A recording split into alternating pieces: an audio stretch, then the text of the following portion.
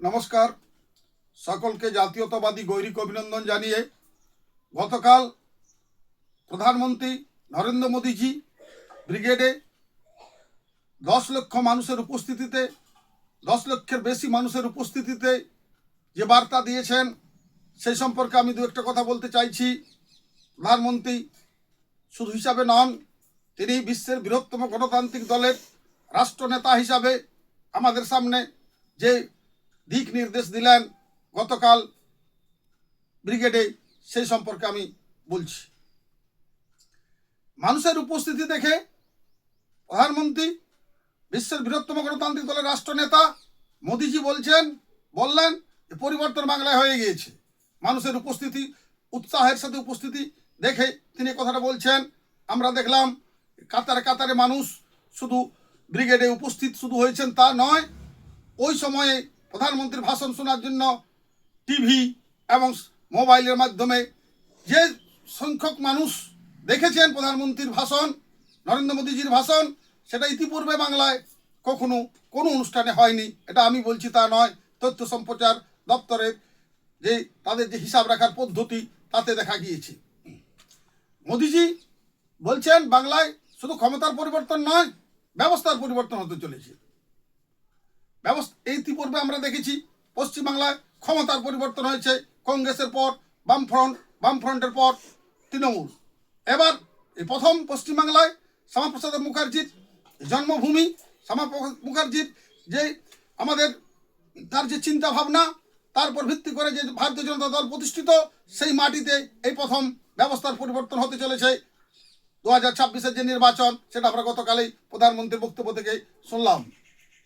প্রধানমন্ত্রী শুধু বলেছেন তা নয়, তিনি করেছেন 18,600 কোটি টাকার যে প্রকল্প, জাতীয় সড়ক এবং যে রেল স্টেশনগুলোর ক্ষেত্রে তিনি বরাদ্দ করেছেন। আমরা এ রাজ্যে দেখেছি যে বিভিন্ন যে সড়ক কর্মসূচির ক্ষেত্রে রাজ্য সরকারের জমি অধিগ্রহণ নীতি বারবার বাধাপ্রাপ্ত হয়েছে। তাই আমরা আবেদন রাখছি রাজ্য সরকারের কাছে, প্রধানমন্ত্রীর জনকল্যাণমূলক প্রকল্পটি যাতে দ্রুত ত্বরান্বিত হয় সেই ব্যবস্থা করবেন। মোদীজি আমাদেরকে স্বপ্ন দেখিয়েছেন, যেটা আমরা প্রত্যেকটা বাঙালি দেখি, যে আমাদের ছেলেমেয়েরা আমাদের রাজ্যে কাজ পাবে। এটাই আমাদের বিজেপির ভাবনা। আমরা বিজেপি নেতা কর্মীরা এই কথাটাই বলছি, পরিবর্তন শুধু ক্ষমতার নয়, ব্যবস্থার পরিবর্তন হবে। এই পশ্চিমবাংলার ছেলেমেয়েরা পশ্চিমবাংলাতেই কলকারখানা হবে, পশ্চিমবাংলায় কাজ করবে। এটাই আমাদের স্বপ্ন, এটাই বিজেপির স্বপ্ন, এটাই নরেন্দ্র মোদীজির স্বপ্ন।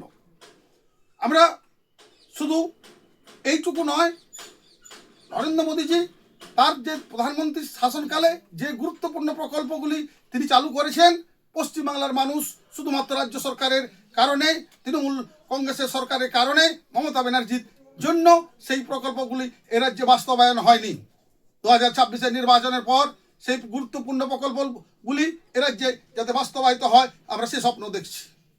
আমরা দেখছি আয়ুষ্মান প্রকল্প, 100 দিনের কাজ, প্রধানমন্ত্রী আবাস যোজনা সহ অসংখ্য যে গুরুত্বপূর্ণ প্রকল্পগুলি মোদীজি করেছেন, সেগুলো পশ্চিমবাংলার মাটিতে 2026-এ জাতীয়তাবাদী সরকার, বিজেপি সরকার প্রতিষ্ঠা হবে, এটা আমরা নিশ্চিত।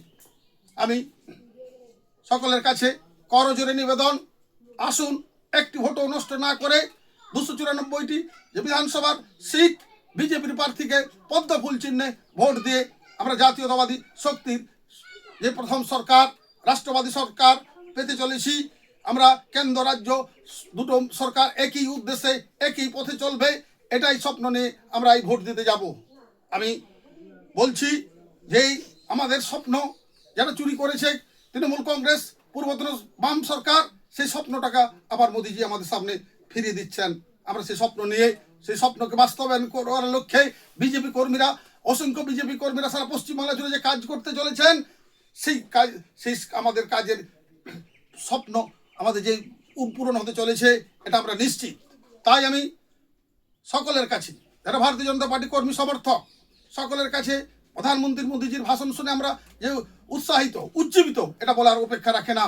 তাই আগামী যে কয়েকটা দিন আছে নির্বাচনের পূর্বে, প্রত্যেকটি বিজেপি কর্মীর কাছে প্রধানমন্ত্রী যে আবেদন রেখেছেন, সেই আবেদনে আমরা সাড়া দিতে চলেছি, আমরা সাড়া দিচ্ছি। আমিও পুনরায় সকলের কাছে অনুরোধ জানাচ্ছি, আসুন 2026-এর যে লক্ষ্য মোদীজি আমাদের সামনে দিয়েছেন, উন্নততর বাংলা, সোনার বাংলা, এই মনীষীদের বাংলা, রবীন্দ্রনাথের বাংলা, নজরুলের বাংলা, শ্যামাপ্রসাদ মুখার্জির যে বাংলা তিনি আমাদের সামনে দেখেছেন, আমরা সেই স্বপ্ন পূরণে রাত দিন পরিশ্রম করে আমরা সেই স্বপ্নের কাছে আর খুব দূরে নয়, খুব সামনে আমরা চলে এসেছি। স্বপ্ন আর বাস্তব এই দুটো আমাদের হতে চলেছে 2026-এর নির্বাচনে। আমি পরিশেষে সকলের কাছে বিনয়ের সাথে আবেদন এবং অনুরোধ রাখছি, আসুন 2026-এর নির্বাচনে সকাল সকাল ইভিএমে পদ্মফুল চিহ্নে ভোট দিয়ে এই প্রথম পশ্চিমবাংলায় শ্যামাপ্রসাদ মুখার্জির মাটিতে শ্যামাপ্রসাদ মুখার্জির স্বপ্নকে সত্য করতে আমরা সরকার, জাতীয়তাবাদী সরকার তৈরি করব। এই আবেদনে, এই অনুরোধে আমি সকলের কাছে পদ্মফুল চিহ্নে ভোট দেওয়ার অনুরোধ রেখে সকলকে জাতীয়তাবাদী গৈরিক অভিনন্দন জানিয়ে আমার এই সংক্ষিপ্ত বক্তব্য আমি এখানে শেষ করছি। নমস্কার। ভারত মাতা কি জয়। বিজেপি জিন্দাবাদ।